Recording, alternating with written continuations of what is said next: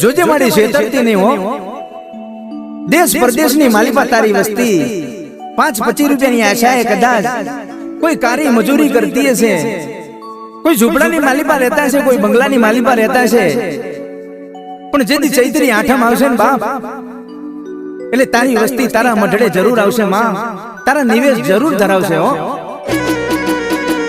હા મારું સઠિયારા હા હા નીલભાઈ બાલાભાઈ હા જય હો જય હો જય શિયોરી દગાય.